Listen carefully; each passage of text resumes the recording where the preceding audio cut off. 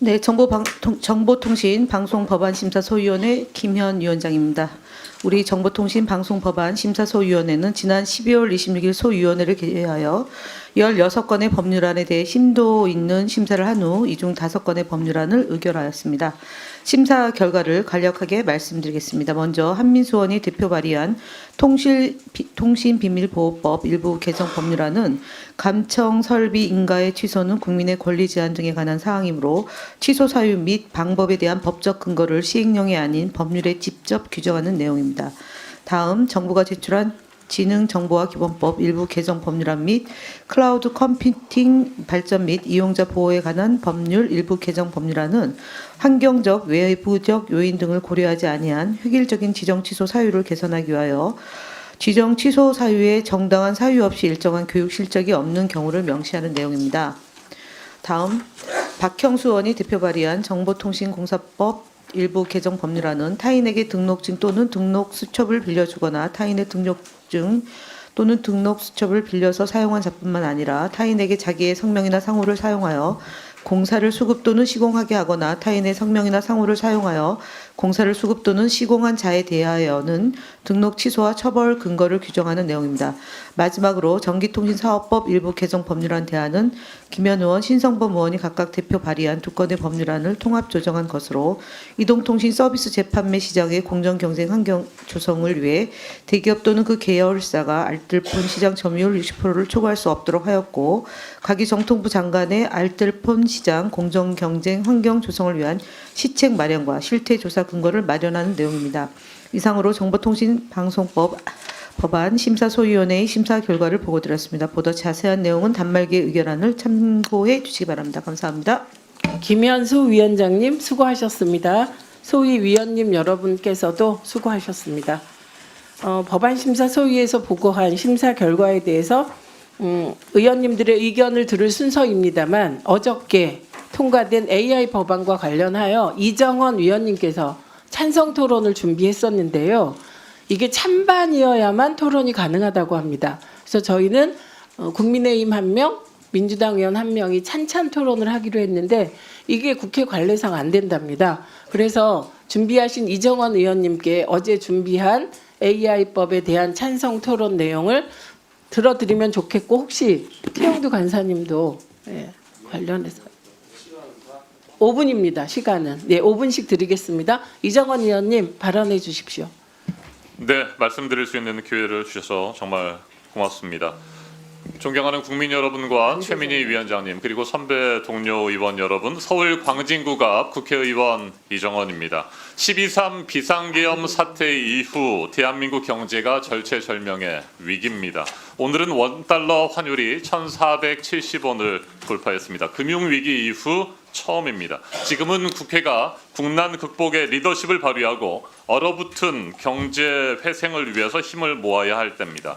그래서 어제 인공지능 발전과 신뢰 기반 조성 등에 관한 기본법안 AI 기본법을 여야 초당적 합의로 통과시킨 것에 대해서 참으로 뜻깊게 생각합니다. 대한민국이 AI 강국에 도전하는 역사적인 첫걸음이자 하나의 국가 목표를 달성하기 위해 여야가 진영을 뛰어넘어서 힘을 모은 상징적인 결과물입니다. 현재 AI 패권을 차지하기 위한 각국의 총성 없는 경쟁이 치열하게 전개되고 있습니다. 미국은 젠슨 황, 샘 올트먼, 일론 머스크로 대표되는 위대한 혁신가들과 기업을 중심으로 기술 패권에서 선두를 달리고 있습니다. 중국은 천문학적인 국가자본 투자를 통해서 기술 경쟁력을 확보하는 데 사활을 걸고 있습니다. 그리고 우리의 또 다른 경쟁자라고 할 수 있는 국가들 대만과 일본, 싱가포르, EU도 과감한 규제 혁신과 투자로 앞서 나가고 있습니다. 대한민국은 AI 경쟁력 측면에서 전 세계 6위 수준으로 평가받지만 혁신의 속도 면에서는 분명히 후발주자입니다. 하지만 이번 AI 기본법을 제정함으로써 AI가 다시 그리고 있는 세계 패권 지도에서 대한민국이 새로운 위치를 차지할 수 있을 것으로 굳게 믿습니다. 입법 과정에서 참 많은 토론과 수기가 있었습니다. 기술 경쟁력 확보와 산업 육성의 시급함을 알면서도 딥페이크와 같은 부작용은 어떻게 줄일 수 있을까? 또 AI 윤리와 인간 소외 문제는 어떻게 해결할 수 있을까 고민이 깊었습니다. 한 가지 분명한 것은 AI 기본법이 과거 영국의 적기 조례처럼 시대착오적인 규제가 돼서는 절대 안 된다는 점이었습니다. 기술 윤리와 신뢰성 확보를 위한 확고한 조치를 마련하되 기술 개발 지원과 산업 육성에 더 큰 방점을 찍고 법안을 설계했습니다. AI 데이터 센터와 AI 정책 센터, AI 집적 단지를 설립하고 세계적인 AI 기술 표준화에도 도전할 수 있는 법적 근거들이 마련되었습니다. 한편으로 기술의 안전성과 투명성 확보 의무를 부과하고 고영양 AI에 대한 별도 규제를 마련해 인간 중심의 AI 기술이 구현되도록 하였습니다. 이번 AI 기본법은 우리가 앞으로 나아가야 할 목표와 방향을 정한 것일 뿐입니다. 더 중요한 것은 실천입니다.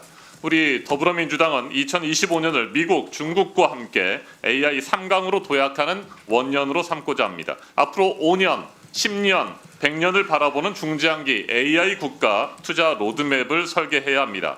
AI 컴퓨팅 수요에 대응하는 GPU 인프라 구축, 산업의 근간인 제조업의 AI 전환 지원, 초거대 AI 기반 서비스 개발과 생태계 조성 등 담대한 인프라 투자에 나서야 한다고 생각합니다. 여야는 지금 각각 당내 기구로서 AI 특위를 출범시켰습니다. AI 기본법이 여야 합치를 통해 성과를 낸 것처럼 앞으로 AI와 관련된 사안을 초당적으로 집중적으로 논의할 수 있는 국회 AI 특별위원회 설치까지 나아가야 합니다. 저는 우리 과학기술정보방송통신위원회가 국회 AI 특위 설치 논의를 적극적으로 주도해 나갈 것을 제안합니다. AI 특위에서 관련 정책과 법안 예산을 신속하게 토론하고 합의에 처리해 나가면 대한민국의 운명이 지금과는 크게 달라지리라 생각합니다. 우리가 첨예하게 싸울 땐 싸우더라도 나라의 미래를 결정짓는 부분에서는 함께 지혜를 모아야 하지 않겠습니까? 존경하는 선배 동료 의원 여러분, 김대중 노무현 대통령은 초고속 인터넷망을 깔고 벤처 스타트업 육성에 전폭적으로 투자해 오늘날 IT 강국의 기초를 닦았습니다. 그 성과를 전 국민, 전 지역의 남녀노소 모두가 누리고 있습니다. 나라의 새로운 미래를 여는 길에 야당, 여당이 따로 가는 갈림길은 없다는 역사의 교훈을 기억합니다. 저는 먼 훗날 AI 3대 강국에서 풍요롭게 사는 우리 후손들이 이렇게 배우고 기억하기를 꿈꿔봅니다. 2024년 탄핵 정국으로 혼란스러운 시기였지만 그럼에도 불구하고 제22대 국회가 초당적인 노력으로 AI 기본법을 통과시켰다. 대한민국이 위기를 딛고 다시 일어서는 결정적인 분기점이었다. 이렇게 역사에 기록되기를 기대합니다. 이상입니다. 고맙습니다. 예, 수고하셨습니다. 최영두 간사님 5분 드리십시오.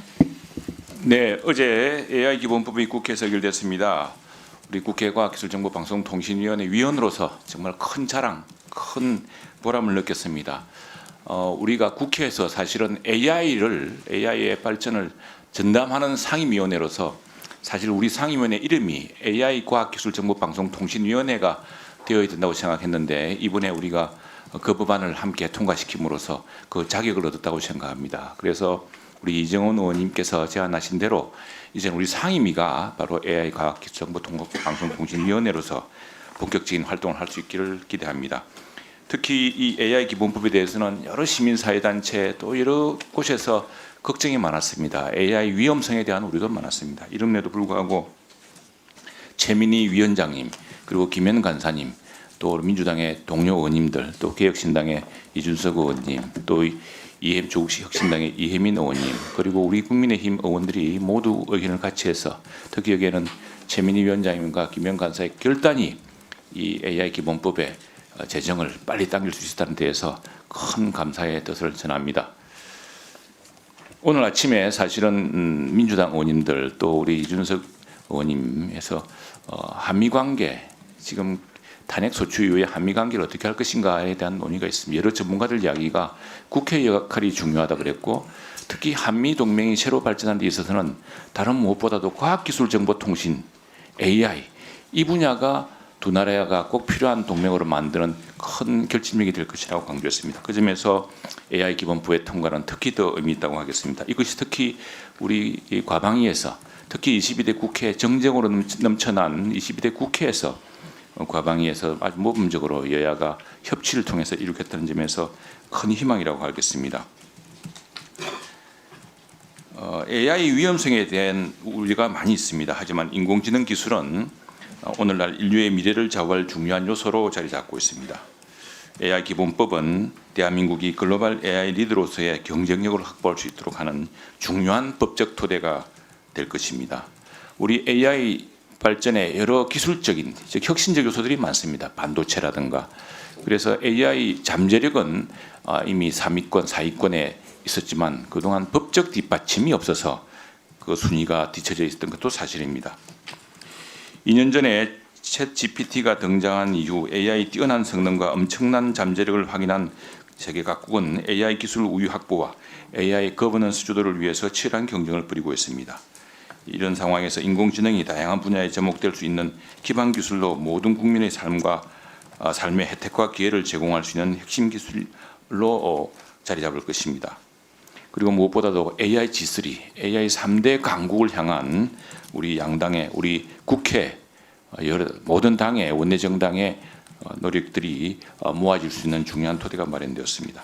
제가 얼마 전에 AI 분야의 세계적 석학이자 튜링상을 수상한 얀 르쿤 뉴욕대 교수를 만나서 AI 기본법에 대한 의견을 나눴습니다. 얀 르쿤 교수와의 대담 요지는 다음과 같습니다. 첫 번째, 아직 존재하지 않은 상상 속의 위험을 근거로 AI 연구 개발을 규제하는 것은 산업 발전을 저해한다. 그래서 불필요한 규제를 지양해야 한다. 두 번째, 오픈소스 AI 플랫폼을 제약하는 규제는 AI 산업 전체를 멈추게 할 수 있으므로 피해야 한다. 세 번째, 딥페이크, 허위정보 유포, 사기 등의 실제 피해를 일으키는 행위만 명확히 불법화하고 규제하면 된다. 이는 AI 자체보다도 행위의 불법성에 더 초점을 맞춰야 한다. 네 번째, AI 발전이 대규모 실업을 초래하지는 않을 것이며 사회는 여전히 새로운 문제를 해결할 일자리를 창출할 기제로 AI가 활용될 것이라고 이야기했습니다. 올해 신규 유니콘 기업 44%가 AI 기업입니다. 평균 설립 2년 만에 유니콘 기업으로 이름을 올리고 넉 달 만에 유니콘 기업, 말하자면 기업 가치 1조 원으로 성장하는 기업도 생기고 있습니다. 세계 시장이 빠르게 변화하고 있습니다.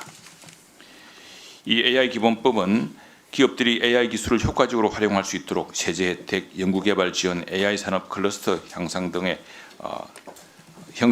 방안을 마련하여 창의적이고 혁신적인 기업 환경을 조성할 것입니다. 이 국회에서 법적 기반을 조속히 마련해 주셨기 때문에 이제는 대규모 투자도 우리가 기대할 수 있게 되었습니다. 그리고 민간이 합심해서 글로벌 시장에도 진출할 수 있게 되었습니다. 다시 한번 이런 법을 가능케 했던 여러 쟁점이 많음에도 신속하게 이 법을 제정할 수 있었던 우리 위원장님과 또 야당 간사님들, 의원님들의 예, 최영두 간사님도 고생하셨습니다. 그러면 방금 법안심사 소위에서 보고한 심사 결과에 대해서 의견이 있으시면 말씀해 주십시오.